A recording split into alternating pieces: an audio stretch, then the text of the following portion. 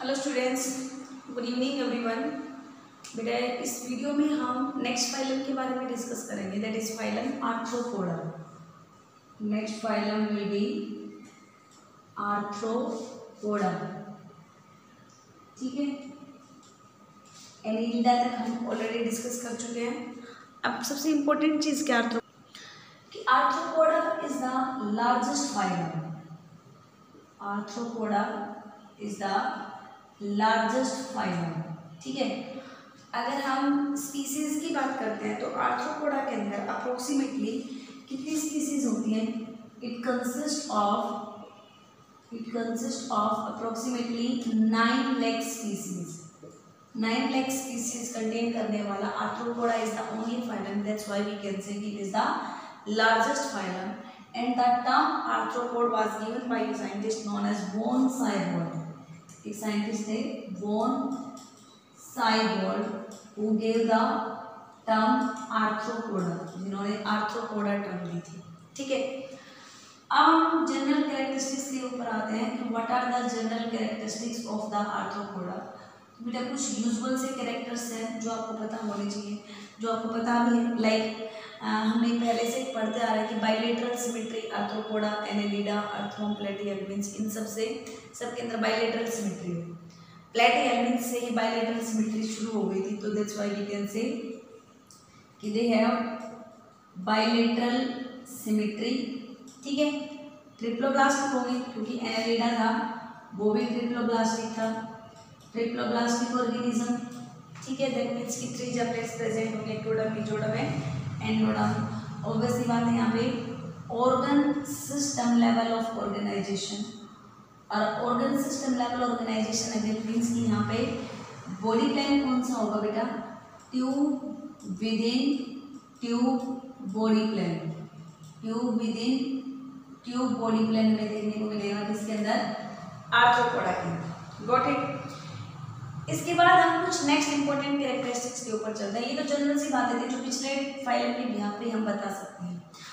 अब हम बात करेंगे हैबिटेट, कि किस तरीके के हैबिटेट में आर्थ्रोपोड्स हैं वो सर्वाइव करते हैं। तो अगर हम हैबिटेट की बात करते हैं तो यूजुअली आर्थ्रोपोड्स हैं, they are found in almost all type of the habitat. They may be aquatic, they may be terrestrial, they may be parasitic, they may be aerial. In all type of the habitat they are found. They may be aquatic, they may be terrestrial, they may be aerial, and they may be in parasitic form. ठीक है, किसी भी form में ये किसी भी type की habitat के अंदर ये सर्वाइव कर सकते हैं। कौन? आर्थ्रोपोड्स। नेक्स्ट इंपॉर्टेंट कैरेक्टर क्या होगा? Body division. Next one will be body division. अगर हम आर्थ्रोपोड्स की बॉडी के बारे में बात करें तो इसकी बॉडी 3 सेगमेंट्स के अंदर डिवाइड रहेगी, हेड, थोरैक्स एंड एब्डोमेन। तो इट्स बॉडी मेनली डिवाइडेड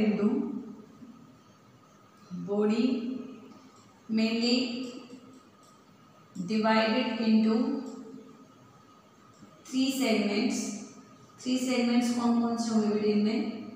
इसमें एक होगा head, second one is thorax and third one is abdomen.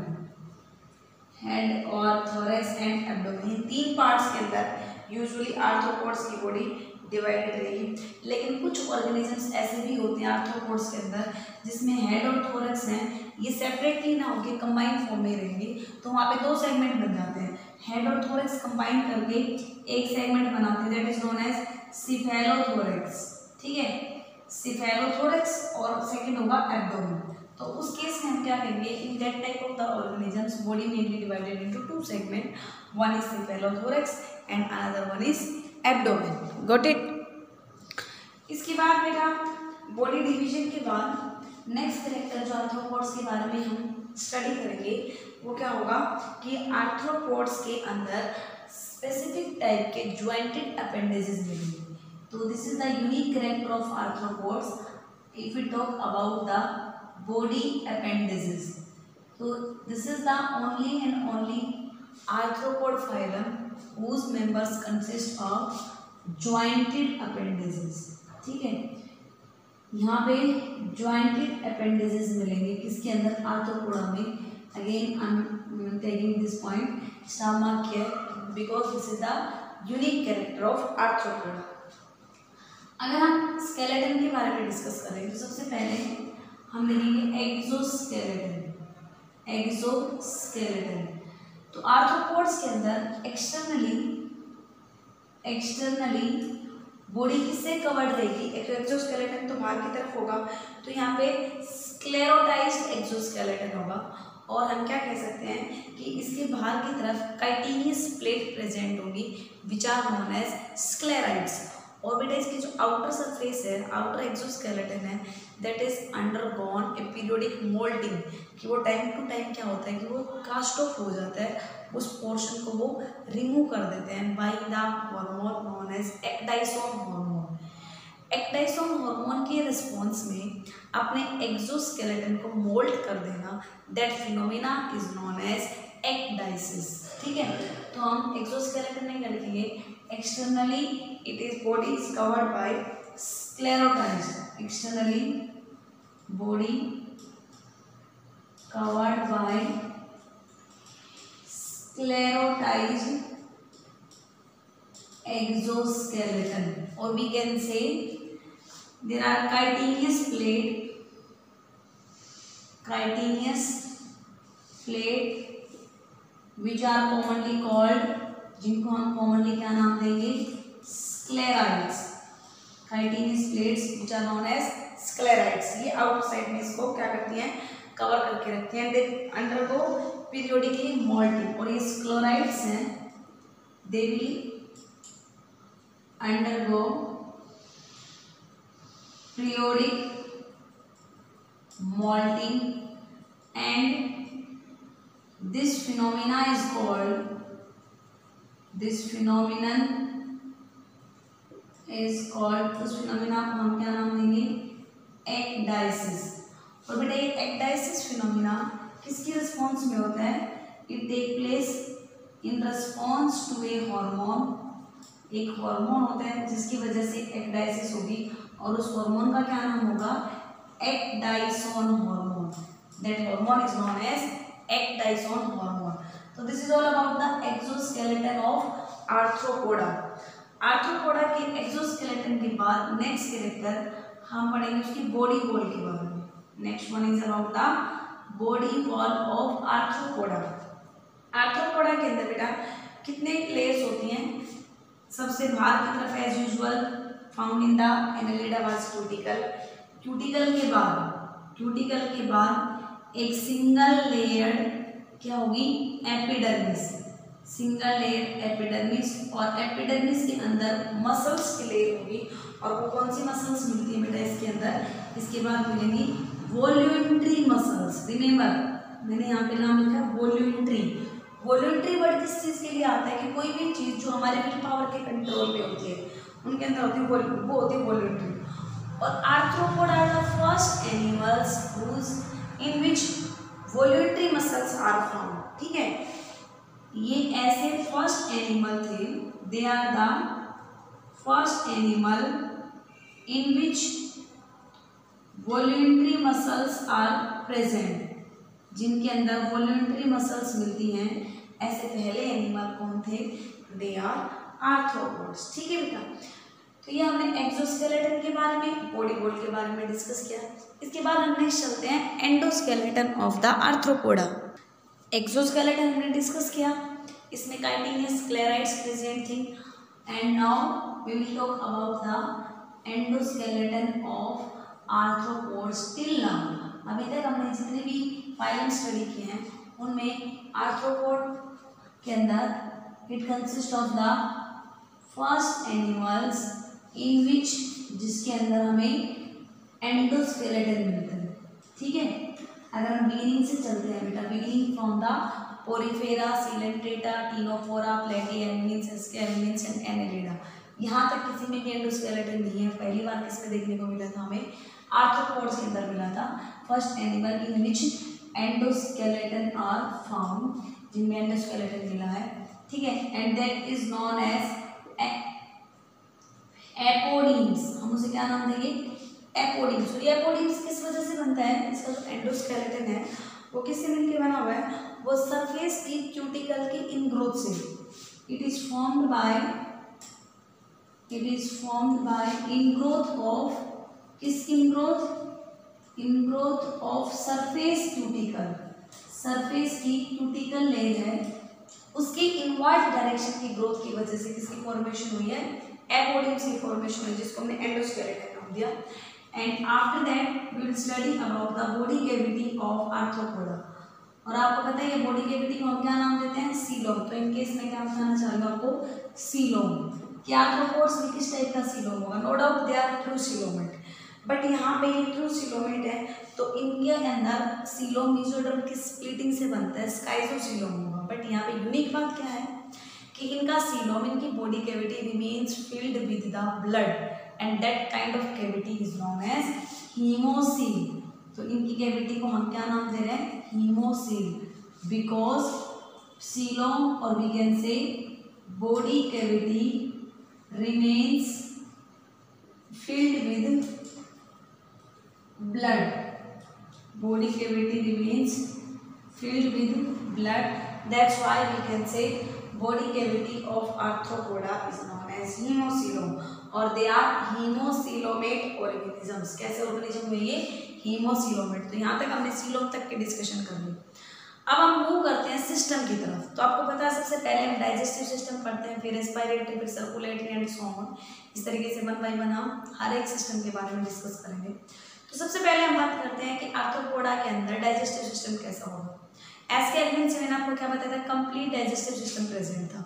एस्केल्विन में कंप्लीट, फिर देन एनालिडा में कंप्लीट, फिर इसके बाद जितने भी हम पढ़ेंगे ऑर्गेनिजम्स उनमें ऑलमोस्ट कंप्लीट डाइजेस्टिव सिस्टम मिलेगा। बट फर्स्ट टाइम किसमें मिला था, एस्केल्विन में।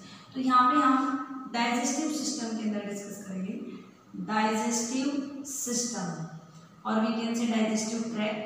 तो आर्थ्रोपोडा में there will be complete digestive tract लिख बेटा, या फिर आप एलिमेंट्री कैनाल कह सकते हैं, सेम ही बात है। और कंप्लीट एलिमेंट्री कैनाल और कंप्लीट डाइजेस्टिव ट्रैक्ट का मतलब क्या है कि यहाँ पे माउथ और एनस दोनों पार्ट प्रेजेंट होंगे। तो इसके एलिमेंट्री कैनाल की मेनली 3 पार्ट्स होते हैं, डाइजेस्टिव ट्रैक्ट और we can say alimentary canal that mainly have 3 parts. उसके कितने पार्ट्स हैं, 3 पार्ट्स हैं। कौन कौन से, foregut, midgut, midgut and hindgut. Foregut, midgut और हाइंडगट, इसको हम स्टोमेडियम, मेसेंट्रॉम एंड प्रोटेक्टोडियम भी कह सकते हैं। This is also known as stomodeum, mesenteron and proctodeum, ये नाम भी दे देते हैं हम फोरगट, मिडगट और हाइंडगट को। आपके स्ट्रक्चरल ऑर्गेनाइजेशन में कॉकरोच के टाइप स्टडी दी हुई है जिसके बारे में हम स्टडी करेंगे।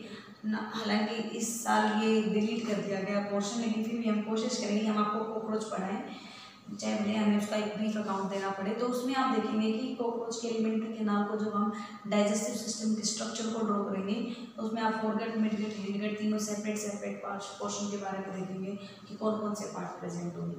इसके बाद बेटा यहाँ पे डाइजेस्टिव सिस्टम एलिमेंट्री कैनाल में जो माउथ प्रेजेंट होगा, mouth is always associated with, किससे, always associated with the mouth parts. तो एक खास बात क्या है कि यहाँ पे माउथ पार्ट्स प्रेजेंट होंगे। अब वो माउथ पार्ट्स किस तरीके के होते हैं, that depends on the organism to organism. अलग अलग ऑर्गेनिज्म टू ऑर्गेनिज्म वेरी करता है कि वहाँ पे माउथ पार्ट किस तरीके के प्रेजेंट होते हैं। मैं कुछ माउथ पार्ट्स के बारे में आपको बताती हूँ, टाइप्स के बारे में। माउथ पार्ट्स के अंदर हम टाइप्स डिस्कस करते हैं। तो एक आता है बेटा biting and chewing type, biting and chewing type के माउथ पार्ट्स, बाइट करना और फिर उसको च्यू करना। इस टाइप के माउथ पार्ट किसमें मिलते हैं हमें, कॉकरोच में। बाइटिंग एंड च्यूइंग टाइप के माउथ पार्ट मिलेंगे कॉकरोच में। दूसरा पायरसिंग एंड सकिंग टाइप। पायरसिंग मतलब पहले तो उसमें पोर किया फिर वहां से सक कर रहे हैं, पायरसिंग एंड सकिंग टाइप के माउथ पार्ट ऐसे मिलते हैं मॉस्किटो में। मॉस्किटो में जनरली पहले तो पोर करते हैं स्किन में, फिर वहां से ब्लड सक करते हैं। पायरेसिंग एंड स्किन टाइप के जो हाउस फ्लाई होती है हमारी कॉमन, उसमें मिलेंगे स्पॉन्जिंग टाइप के mouth part. There will be sponging type of mouth part usually found in the house fly. और बटरफ्लाई में मिलते हैं बेटा सिफोनिंग, सिफोनिंग टाइप के माउथ पार्ट मिलेंगे बटरफ्लाई में। ये मैंने आपको कुछ एक बताए हैं, वैसे भी बहुत सारे और भी टाइप होते हैं, बट यूजुअली हम इनके बारे में बात करते हैं। ये डिस्कस ये इनके ही यूजुअली आपसे एग्जांपल्स पूछे जाते हैं। कॉकरोच का टाइप स्टडी दी हुई है तो आपको पता होना चाहिए कि कॉकरोच में बाइटिंग एंड च्यूइंग टाइप होता है। ये तो टाइप्स थी, these are the types of mouth part. लेकिन माउथ पार्ट होते कितने हैं, कितने टाइप के माउथ पार्ट है, माउथ पार्ट कौन कौन से होते हैं, उनके बारे में मैं आपको बताती हूँ। Most commonly there are 4 type of mouth part, but hypopharynx भी माउथ पार्ट में इन्वॉल्व होते हैं। तो सबसे पहले आते बेटा एक तो लेब्रम, लेब्रम अपर लिप का काम करता है। एक आता है लेबियम जो कि लोअर लिप का काम करता है। एक आता है बेटा मैग्जिला जो अपर जा होती है, और एक आता है मैंडिबल जिसको हम लोअर जा कहते हैं, मैग्जिला मैंडिबल। और एक और आती है हाइपोफेरिंग्स, ये कॉकरोच में देखने को मिलता है, उसमें भी माउथ पार्ट होता है। तो these are the mouth parts, ठीक है। मोस्ट कॉमनली 4 होते हैं, labrum, labium, maxilla and mandible, ठीक है। और दीज आर डिफरेंट टाइप्स की किस टाइप के माउथ पार्ट हैं, फूड को कट करके उसको चबाने वाले, या पोर करके ब्लड सक करने वाले, या सिर्फ सकिंग टाइप वाले। इस बिहाफ पे उनके टाइप्स दी हुई है, biting and chewing type, piercing and sucking type, siphoning type, sponging type. These are the different types of the mouth part. So this is all about the digestive system of the arthropoda. Next we will move towards the another system. Next system बेटा हम arthropoda में discuss करेंगे respiratory system, और we can say if we talk about the respiration in arthropods, तो Annelida में मैंने आपको बताया था कि वहाँ पे सिंपल थिन बॉडी वॉल होगी, that's why there will be cutaneous respiration। लेकिन यहाँ पे बॉडी वॉल कैसी होती है, थिक बॉडी वॉल होने के कारण there will be no cutaneous respiration। यहाँ पे there are some special organ present for the respiration. तो यहाँ पे काफ़ी सारे अलग अलग ऑर्गन्स होते हैं जिनके थ्रू रेस्पिरेशन होता है। यहाँ पे रेस्पिरेशन गिल्स के थ्रू भी हो सकता है, यहाँ पे रेस्पिरेशन बेटा ट्रैकिया के थ्रू भी होगा, यहाँ पे रेस्पिरेशन आप देखेंगे बुक गिल्स के थ्रू भी होता है, बुक गिल्स। इसके अलावा कुछ एक ऐसे ऑर्गन है जिनमें बुक लंग्स प्रेजेंट होते हैं, बुक लंग्स। आपको एग्जांपल बताता हूँ, अगर हम गिल्स के थ्रू देखते हैं तो एक्वेटिक फॉर्म और क्रस्टेशिया क्लास जो है इसके अंदर गिल्स के थ्रू रेस्पिरेशन होता है। यूजुअली इंसेक्ट्स में ट्रैकिया के थ्रू रेस्पिरेशन होगा, बुक गिल्स के थ्रू रेस्पिरेशन होता है क्रैब्स में, और बुक लंग्स के थ्रू रेस्पिरेशन होता है स्कॉर्पियन में। मोस्ट कॉमनली बुक लंग वाला पूछा जाता है कि स्कॉर्पियन में रेस्पिरेशन किसके थ्रू होता है, बुक लंग्स के थ्रू होगा। और बेटा एक टाइप के यहाँ पे साइक्लोप्स होते हैं जिनमें रेक्टल रेस्पिरेशन होते हैं, और साइक्लिस, ये कुछ एक्सेप्शनल है। एक मैंने एग्जाम्पल बताया साइक्लोप्स, और एक आपको मैंने बताया साइक्लिस, ठीक है। साइक्लोप्स में रेक्टल रीजन में कुछ स्ट्रक्चर्स होते हैं जिसके थ्रू रेस्पिरेशन होगा, और साइक्लिस में बॉडी सरफेस के थ्रू रेस्पिरेशन होगा। ये थोड़े से एक्सेप्शनल है, ठीक है। बुक लंग्स किसमें होंगे, स्कॉर्पियंस में। तो यहाँ पे अलग अलग टाइप के ऑर्गन प्रेजेंट है, तो हम ये नहीं कह सकते कि यहाँ पे पल्मोनरी रेस्पिरेशन है या क्यूटेनियस है ब्रेन के लिए। There are different so many type of the respiratory organ present which help in the respiration. And after the respiratory system we will move towards the circulatory system of the arthropoda. हम कौन सा system discuss करेंगे, circulatory system. तो remember मैंने थोड़ी देर पहले आपको बताया था कि यहाँ पे body cavity remains filled with the blood, that means कि there will be no blood vessels present, blood flow directly to the tissues, ठीक है। और such type of the circulatory system is known as open circulatory system.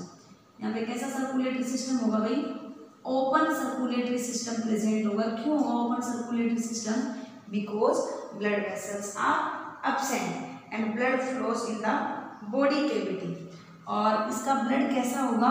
Colourless blood.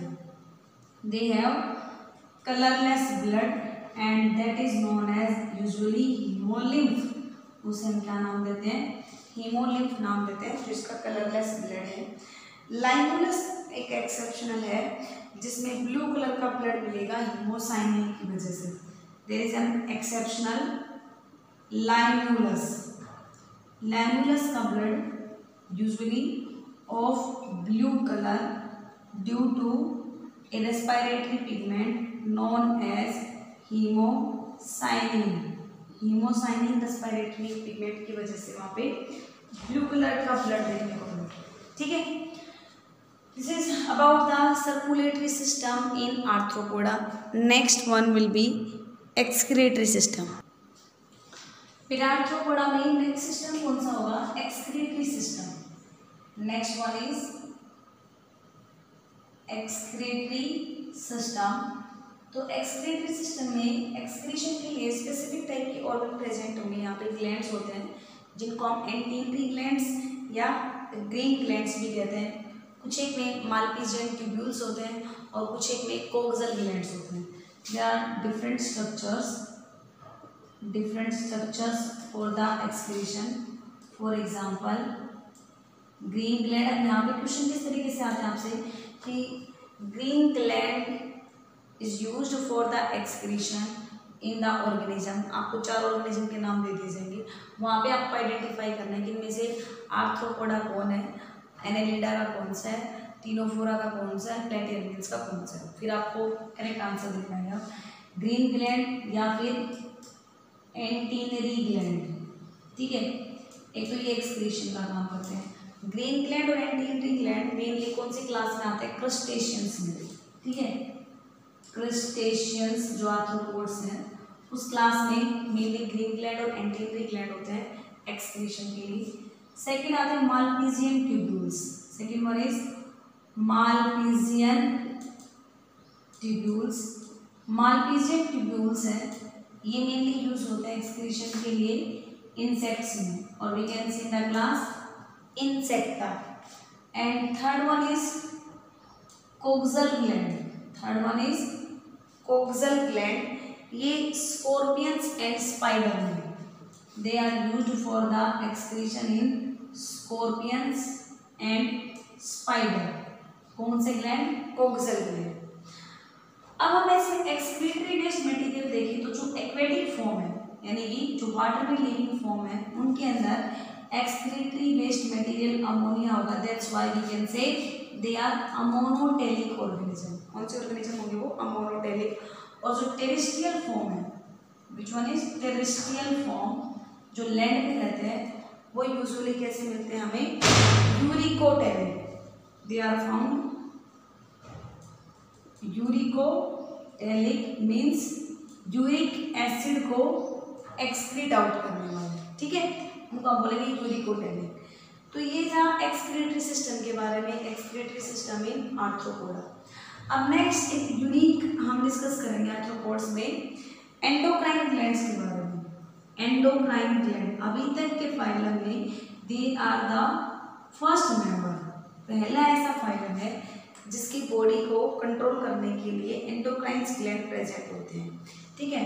They are the first animal. Again star mark कर देती हूँ कि इसका unique character है. They are the first animals whose body या activities are controlled by the endocrine gland. और बेटे में मेनली मैंने आपको थोड़ा दिन पहले एक्टाइसिस के बारे में बताया था. हमने क्या देखा था कि जो एक्सोस्केलेटन है उसकी बॉडी की सरफेस वाली लेयर है वो कास्ट ऑफ हो जाती है in the response of a hormone known as ecdysone hormone. है ना. एक्टाइसोन हार्मोन किसमें यूज होता है? मोल्टिंग में. और वी कैन से एक्टाइसिस के अंदर. इसके अलावा कुछ एक न्यूरोसिक्रेटरी सेल्स होती हैं. There are some neurosecretory sales.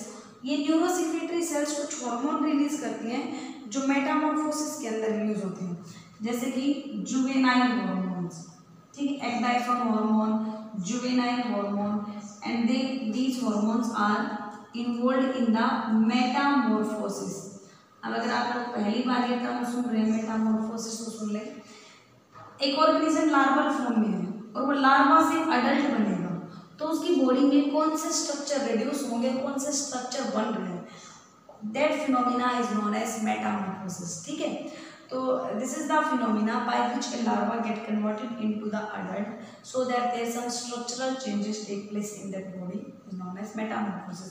And ये स्ट्रक्चरल चेंजेस कौन से हार्मोन की रिस्पॉन्स में हो रहे हैं, juvenile hormone which are released by the neurosecretory cells. तो हम दो हार्मोन हमने बताए, एक्टाइसोन हार्मोन और जुवेनाइल हार्मोन, जो आर्थ्रोपोड्स में देखने को मिले। तो अभी तक मैंने किसी भी और फाइलम में हार्मोन्स का जिक्र नहीं किया था, बट आर्थ्रोपोड्स के अंदर एंडोक्राइन ग्लैंड्स प्रेजेंट होंगे जो हार्मोन्स रिलीज करते हैं। अब सिर्फ हार्मोन्स ही नहीं, एक अलग सा फिनोमिना केमिकल लाइक सब्सटेंस और रिलीज किए जाएंगे which are known as pheromones. आप लोग सोशल वर्कर देखते हैं, आंट तो आप सबने देखी है। हम क्या देखते हैं कि आंट यूजुअली एक रो में चलती रहती है, तो ना तो वो हमें साउंड प्रोड्यूस करती हुई दिखाई देती है ना कुछ और, फिर भी वो एक ही रो में कैसे जाती है, कैसे पता चलता है कि आगे वाली आंट कौन सी डायरेक्शन में जा रही है। तो क्या होता है बेटा, ऐसे इंसेक्ट्स की बॉडी से कुछ केमिकल रिलीज किए जाते हैं जो पाथ डिटेक्टर का काम करते हैं, जो पीछे वाले के लिए एक टेरिटरी डिसाइड कर देते हैं कि आप कुछ डायरेक्शन में आना है। उन केमिकल लाइक सब्सटेंस को हम क्या नाम देंगे, pheromone. This is again unique character for the Arthropoda. किसके बारे में हम बात करेंगे अब, फिरामोन्स। फिरामोन्स क्या होते हैं बेटा, ये कुछ केमिकल लाइक सब्सटेंस हैं जो सेक्स अट्रैक्टेंट का काम करते हैं, पाथ इंडिकेटर का या टेरिटरी मार्कर्स का काम करते हैं। ये पहले ऐसे animal Arthropoda, they are the first animals whose body secretes some chemical like substance, some chemicals like substance which are known as pheromones, जिनको हमने क्या नाम दिया बेटे, pheromones नाम दिया है। और ये pheromones एक अपोजिट सेक्स को बुलाने के लिए काम करते हैं, सेक्स अट्रैक्टेंट का काम करेंगे। They also act as the path indicator का भी काम करते हैं। They also act as the territory marker। Territory marker का मतलब वो अपनी रेंज डिसाइड कर लेते हैं कि ये वाला हमारा एरिया। इसमें यूज होने वाले केमिकल कौन से हैं, फिरामोन्स। ठीक है, नेक्स्ट बेटा नर्वस सिस्टम। नेक्स्ट हम देखेंगे नर्वस सिस्टम। तो नर्वस सिस्टम में यहाँ पे सर्कमइसोफेंजियल नर्व रिंग होगी और एक यहाँ पे double ventral solid nerve code होगी। यहाँ पे एक तो नर्व रिंग और एक क्या होती है, नर्व कोड प्रेजेंट होती है। तो नर्व रिंग कौन सी होगी यहाँ पे, सर्कमइसोफेरिंजियल नर्व रिंग। ठीक है, और नर्व कोड कैसी होगी बेटा, यहाँ पे डबल होगी, वेंट्रल होगी, वेंट्रल साइड में प्रेजेंट होगी, एंड सॉलिड, जो कि कोरोडेटा से बिल्कुल अपोजिट होती है ये वाली नर्व कोड। अब आगे हम डिस्कस करेंगे इसमें सेंस ऑर्गन कौन से होते हैं। कुछ एक सेंस ऑर्गन होते हैं बेटा, इसमें सबसे इंपॉर्टेंट तो सेंस ऑर्गन आर्थ्रोपोडा में जो मिलेगी वो आई होती है। कौन सी आई मिलती है बेटा, यहाँ पे कंपाउंड आई। कंपाउंड आई का मतलब क्या होता है कि यहाँ पे आई छोटी छोटी सब यूनिट से मिलकर बनी होती है, और जो कंपाउंड आई की सब यूनिट होगी that is known as ommatidia. Ommatidia is the subunit of compound eye. और आपको पता है एक कंपाउंड आई के अंदर 2000 ओमेटिडिया मिलती है। कितने मिलेगी, 2000 ommatidia will be found in one compound eye. और हर एक ओमेटिडिया अपनी एक अलग विजन, अपनी एक अलग इमेज बनाती है, और इस वजह से कंपाउंड आई जहाँ पे प्रेजेंट है उनके अंदर कौन सा विजन प्रेजेंट होगा, mosaic vision. There will be mosaic vision found in the organism in which compound eye will be found. इसके अलावा बेटा बैलेंस मेंटेन करने के लिए भी एक सेंस ऑर्गन होगा जिसका नाम होगा statocyst. Statocyst act as balance maintain. तो बैलेंस मेंटेन करने के लिए कौन सा ऑर्गन प्रेजेंट होता है यहाँ पे, स्टेटोसिस्ट। और इसके अलावा यहाँ पे एंटीना भी एक टाइप से सेंस ऑर्गन का काम करेगा। जो फूड की स्मेल को डिटेक्ट करता है, फूड की प्रेजेंस को लोकेट करेगा, वो होते हैं यहाँ पे एंटीना। ठीक है, these are the some sense organ which are found in the arthropods. And next and last we will discuss about the reproduction in Arthropoda, कि आर्थ्रोपोड्स है वो कैसे रिप्रोड्यूस करते हैं। नेक्स्ट हम डिस्कस करेंगे बेटा रिप्रोडक्शन के बारे में, रिप्रोडक्शन इन आर्थ्रोपोडा। तो usually they shows sexual dimorphism. अब जहाँ पे भी आपको सेक्सुअल डायमॉर्फिज्म पता चल जाए, दैट मीन्स कि यहाँ पे क्या होगा, मेल और फीमेल सेक्स ऑर्गन है वो अलग अलग ऑर्गेनिज्म में प्रेजेंट होंगे। सेक्सुअल डायमॉर्फिज्म शो करेंगे बेटा fertilisation within the body होगा, that's why we can say यहाँ पे कैसा फर्टिलाइजेशन होगा, इंटरनल फर्टिलाइजेशन होगा। Maximum almost of they are oviparous, means वो क्या ले करते हैं, एग ले करते हैं, लेकिन एक्सेप्शन आर ऑलवेज देयर, कि कुछ एक है वो विविपेरस भी होते हैं, यानी कि वो यंग वन को ले करते हैं। तो यहाँ से एक इम्पोर्टेंट क्वेश्चन बनता है कि एक्सेप्शनल है ये कौन सा ऑर्गेनिज्म है जो विविपेरस है। तो आप स्कॉर्पियन को देख के ये समझोगे कि दिस वन इज आर्थ्रोपोडा, तो ये पक्का क्या होगा, ओविपेरस होगा। लेकिन बेटा स्कॉर्पियन एक एक्सेप्शन है, वो ह्यूमन को ले करता है, वो विविपेरस शो करते हैं। ठीक है, अब हम डिस्कस करेंगे इसकी डेवलपमेंट। डेवलपमेंट का मतलब मैंने आपको बताया था कि दो टाइप की डेवलपमेंट होती है, तो डायरेक्ट या इनडायरेक्ट। डायरेक्ट डेवलपमेंट में कोई लार्वा की फॉर्मेशन नहीं होती, डायरेक्टली बन जाता है एक नया ऑर्गेनिज्म। ये यूजुअली किसमें देखने को मिलेगा, हमें कॉकरोच में। लेकिन दूसरे ऑर्गेनिजम्स में इनडायरेक्ट डेवलपमेंट होगी, और इनडायरेक्ट डेवलपमेंट है, इसका मतलब वहाँ पे किसकी फॉर्मेशन हो रही है, लार्वा की फॉर्मेशन है, लार्वा प्रेजेंट है। तो मैं आपको कुछ एक ऑर्गेनिज्म बताती हूँ कि लार्वा के नाम बताती हूँ, जैसे कि हाउस फ्लाई के लार्वा को हम क्या नाम देते हैं, मैगोट। हाउस फ्लाई के लार्वा को नाम देंगे मैगोट लार्वा। बिटल, दूसरा नाम बता रहे हैं बिटल। बिटल के लार्वा को नाम दिया जाता है बेटा क्या, grub, GRUB। Grub is the larva of beetle. Mosquito के लार्वा को हम नाम देंगे wriggler, WRIGGLER। Wriggler is the larva of mosquitoes. ठीक है, और बटरफ्लाई के लार्वा को क्या नाम देते हैं हम, कैटरपिलर। अगर बटरफ्लाई के लार्वा का पूछा जाए तो बटरफ्लाई के लार्वा को नाम देंगे caterpillar is the larva of butterfly. Caterpillar is the larva of butterfly. ठीक है, कुछ लार्वा तो ऐसे होते हैं बेटा जिनके अंदर मॉडिफिकेशन होगा, चेंज होगा, चेंज होने के बाद वो अडल्ट में चेंज होते हैं, और कुछ एज सच कन्वर्ट हो जाते हैं। तो वो चेंजेस, वो फिनोमिना जिसके through larva get converted into adult is known as, ये आपको मैंने थोड़ी देर पहले ये भी डिस्कस किया था, मेटामॉर्फोसिस, है ना। बताया था ना कि मेटामॉर्फोसिस में जुवेनाइल हार्मोन का जिसका रोल होता है कि लार्वा से अडल्ट बनता है, जिस प्रोसेस के थ्रू, जिस फिनोमिना के थ्रू, उसको हम मेटामॉर्फोसिस कहते हैं। लेकिन कुछ ऐसे भी ऑर्गेनिजम्स होते हैं बेटा, जैसे यहाँ पे मैंने आपको बताया कि फर्टिलाइजेशन होता है, फर्टिलाइजेशन में मेल और फीमेल गैमेट दोनों फ्यूज करके एक नया ऑर्गेनिज्म बनाते हैं। लेकिन एक्सेप्शन हर जगह है। यहाँ पे हनी बी का आप नाम सुनिए, हनी बी। हनी बी एक ऐसा ऑर्गेनिज्म है जिसमें फर्टिलाइजेशन से भी ऑर्गेनिज्म बनते हैं और बिना फर्टिलाइजेशन के भी ऑर्गेनिज्म बनेंगे। अगर हनी बी में हम डिस्कस करें तो फर्टिलाइजेशन से जो ऑर्गेनिज्म बनेंगे वो सारी की सारी फीमेल बनेंगे, लेकिन यहाँ पे एक यूनिक चीज़ है कि बिना फर्टिलाइज, सिर्फ और सिर्फ egg, without fusion of the sperm, किसकी फॉर्मेशन करेगा, सारे के सारे मेल बनेगा। और हनी बी के मेल्स को हम क्या कहते हैं, ड्रोन। क्या कहेंगे, हनी बी के मेल को ड्रोन्स कहते हैं। और ऐसा फिनोमिना जिसमें एक सिंगल गैमेट दूसरे गैमेट के फ्यूजन के बिना ही एक ऑर्गेनिज्म की फॉर्मेशन कर दे, that phenomena is known as parthenogenesis. क्या नाम देंगे हम उसे, पार्थिनोजेनेसिस। पार्थिनोजेनेसिस हनी बी में मिलती है, येलो वेस्ट में भी देखने को होती है। पार्थिनो वर्ड का मतलब होता है बेटा विर्जिन, और जेनेसिस का मतलब होता है फॉर्मेशन। तो आप क्या कह सकते हैं कि एक सिंगल गैमेट यानी कि फीमेल गैमेट एग स्पर्म के साथ फ्यूज किए बिना, without any fertilisation, single egg will form a new organism. That kind of phenomena is known as parthenogenesis, जो हनी बी में हमें यूजुअली देखने को मिलेगा। तो हनी बी में जितने भी ड्रोन्स बनते हैं वो अनफर्टिलाइज्ड एग से बनते हैं। Got it. This is all about the arthropods. अब आर्थ्रोपोड्स की क्लासिफिकेशन रहती है, उसके लिए मैं आपको नोट सेंड करूँगी और एक वैसे वीडियो भी बना दूँगी आर्थ्रोपोड्स के क्लासिफिकेशन के लिए, वो भी देखें बेटे।